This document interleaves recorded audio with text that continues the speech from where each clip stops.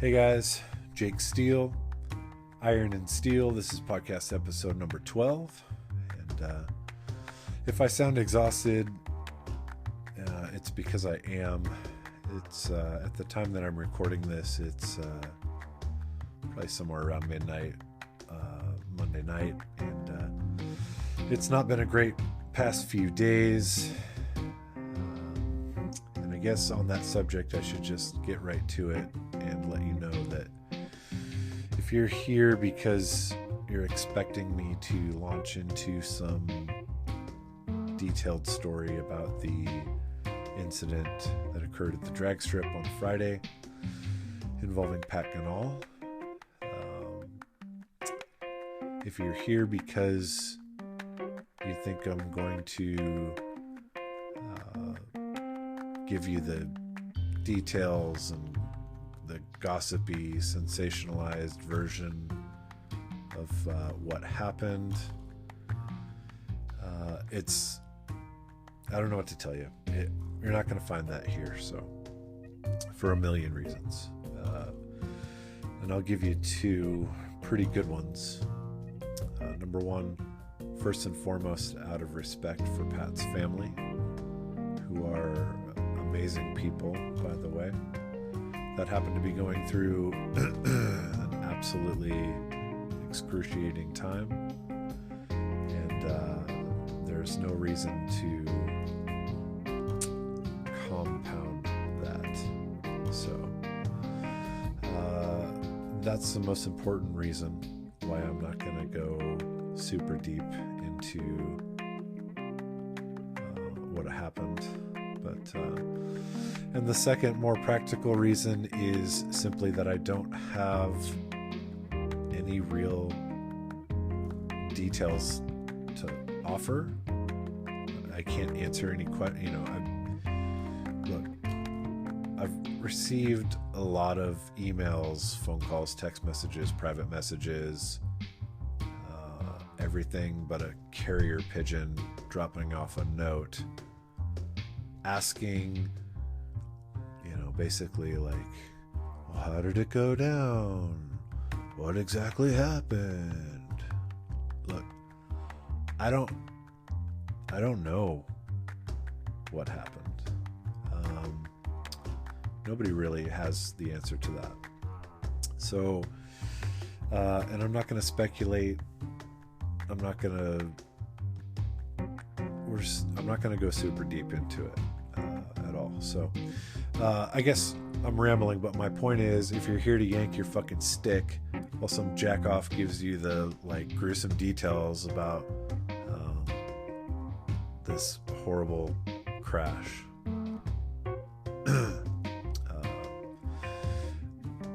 you're going to be disappointed.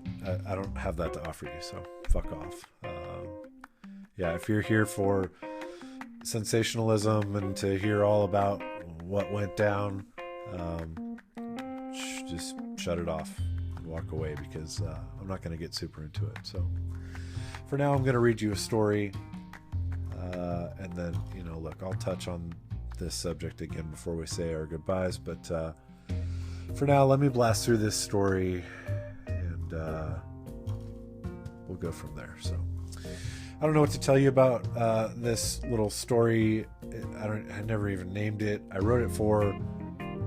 What happened was, essentially, this time last year, I was asked to write a story recapping our drag race event, which just occurred this weekend, but for last year. So I don't even remember what magazine it was, to be perfectly frank, but asked me to write a story. I wrote the story. They never ran it. They never paid me for it.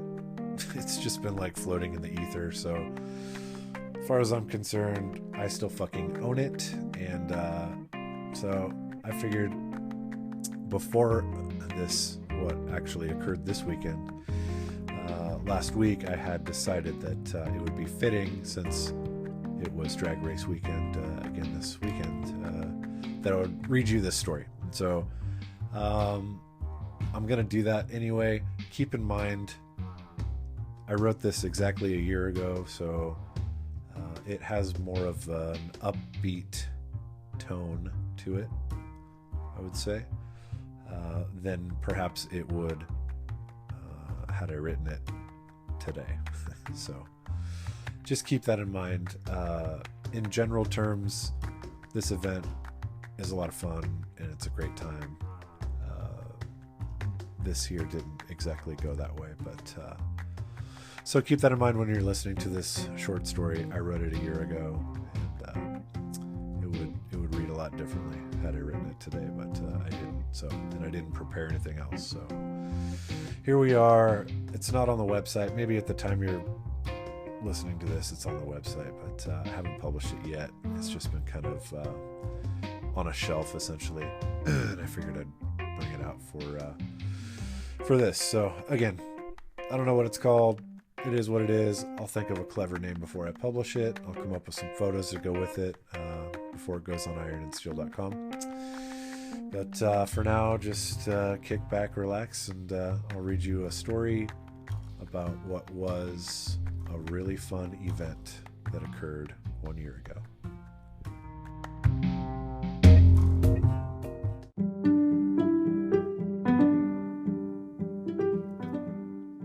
It's a question as old as humanity itself. One that has been asked countless times since the dawn of time. Arguably the greatest mystery of human existence that has befuddled and confounded man for all of documented history. Some of the greatest scientific minds have argued about this for hundreds of years. Is time linear? Simply put, is time travel real? Is it possible? Can we somehow travel backward to a bygone era already lived and long since forgotten, save for a few hopeless fools left longing for, quote, the good old days? Can we really go back? The short answer seems to be yes. That is, if your idea of the good old days happens to be the golden era of mid-1960s drag racing. And you don't need Doc Brown or a flux capacitor to relive your glory days. All you need is a trip to the Pacific Northwest in late August to spend a long weekend with the Estranged Car Club from Portland, Oregon. Now the setting is idyllic and the rules are quite simple. For 3 days, approximately 150 hand-chosen pre-1964 race cars and hot rods are allowed to pound the 1/8 mile stretch of asphalt that makes up what for drag racers is the Pacific Northwest best-kept secret, Riverdale Raceway. Now it's just 12 meandering miles off of Interstate 5 in Toutle, Washington, but it feels like stepping into another world. There, in the middle of a beautiful tree-lined valley, out of nowhere and looking completely out of place, is a chunk of perfectly flat blacktop that beckons, almost dares you, to make a complete mockery of the serenity that surrounds you. There you are, listening to the roar of the river that borders one side of the property, fighting a losing battle against the open headers and squealing burnouts that are happening just a few feet away. The juxtaposition is not lost on anyone there. It almost feels illegal. And the Estranged Car Club wouldn't have it any other way. Now, if there's one thing to know about this club, it's that they are a dyed-in-the-wool group of hot rodders with a nasty drag racing habit and a penchant for traditionally built and styled cars. When the decision was made that they would put on an event of their own, it was clear early on that there would be no compromising when it came to the types of cars that would be allowed to race. The guidelines were pretty simple. Pre-1964, traditional, hot rod, or race car. And just to ensure that there's no confusion about what that means, participants are asked to send in a photo and description of their car for approval. The name of the game is to capture just the right feel, and without a doubt, this mission was accomplished. The only exceptions made were for a select group of insanely fast exhibition cars which ran several times daily, to the delight of hundreds of spectators and fellow racers alike. Now, while there may be a few rules associated with getting your car in, the actual racing itself is surprisingly laid back. Some like to get hung up on making what should be a fun event overly complicated. Thankfully, this show's focus seems to be just the opposite. This is about having a good time with your friends. That's all there is to it, says Mike Thompson, a longtime Estranged Car Club member and chief organizer of the family-friendly event. He wasn't kidding either. As soon as you get your car through tech, you are free to race whoever you want, as many times as you want. This is heads up, no bullshit racing. No brackets, no classes, no real rules, other than be safe and have fun. If you want to race your buddy, just try to get lined up near each other in the staging lanes and motion your intentions to the track officials. Easy. If it isn't specified, the track staff just lines you up as they see fit. And if you want, you can come up the return road, flip around, and get right back in line. And lots of guys did. Hot lapping is not frowned upon at this event. It's encouraged. Because of this no red tape execution, most cars were able to make dozens of passes a day. Fast-paced, simple, and fun as hell. And all in a gorgeous setting, literally in the middle of a forest. The only thing more striking here than the setting itself seems to be the caliber of cars. I'm not sure where else you're going to find the Navarro Roadster waiting in the staging lanes beside the orange crate, then look up to see Rocky Phillips' evil twin dragster doing a violent 8th mile burnout, followed by 2 4-speed Willies lined up for the final run of their best of 3 match. Everywhere you looked, top-notch cars. Chopped Hemi-powered 3 windows, blown injected big block Chevys, altered drag cars, super stock Mopars, gassers galore, Willies, Tri-5 Chevys, the works. Bring your black and white camera and step back in time. That is what this event is all about. In addition to the racing itself, participants and spectators alike were invited to camp, as well as take part in a swap meet and car show happening at the same time. Vendors served up great food, and the mood was electric. Even despite some light morning drizzle that seemed to pass through each day in the early morning. But hey, welcome to the Pacific Northwest. After all, you can travel back in time, but you can't escape Mother Nature. See you next year.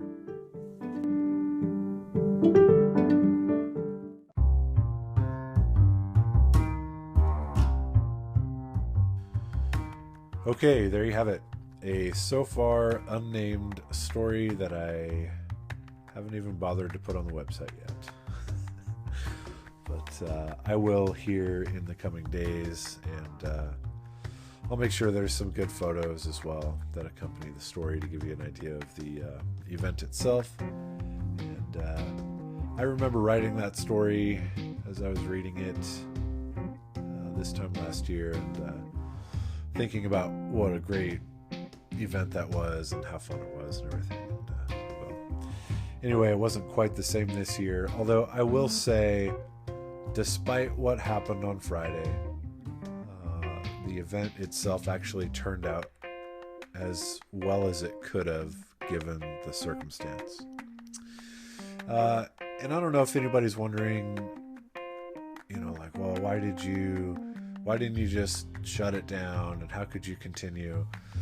A lot of our guys, myself included, our first instinct right when this occurred was to, essentially pack it in, tell everybody to to leave.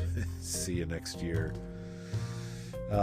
Just because it was such a horrible thing, and it was shocking and terrible and not good. So to answer that question, if anybody's thinking that, that was our first thought also. And ultimately, long story short, what ended up happening was we left it to Pat's family to tell us what they wanted to occur. And I don't know if anybody's ever been in a position like this where they're facing something so sudden and so tragic, and you're taken so off guard. And everybody reacts a little bit differently. But all I can tell you is, from our perspective, once it had happened, the only thing that we wanted to make sure of was that even though we didn't know the exact right thing to do, maybe necessarily in these like absolutely insane set of circumstances, the only thing we did know was that we wanted to be 100% sure that we didn't do the wrong thing. So we left it to Pat's wife and son, and we let them tell us what their wishes were. And ultimately, they told us that Pat would want us to continue with the event, and Bill, Pat's son, actually went as far as to say that basically, if we were to shut the event down and send everybody home and disappoint everybody, that Pat would be angry about that he wouldn't like that. So that's the short version. We very carefully and delicately asked the family what their wishes were, and that's what they said. And then, of course, we had a meeting as a club, and then we took all of that info that came from both of those meetings and had everybody that was at the event, who was patiently waiting, by the way, to hear what was going to happen, because the incident occurred around noon, and by the time everything was, we had dealt with everything that we could deal with in the moment. By the time all that happened, it was 6 p.m.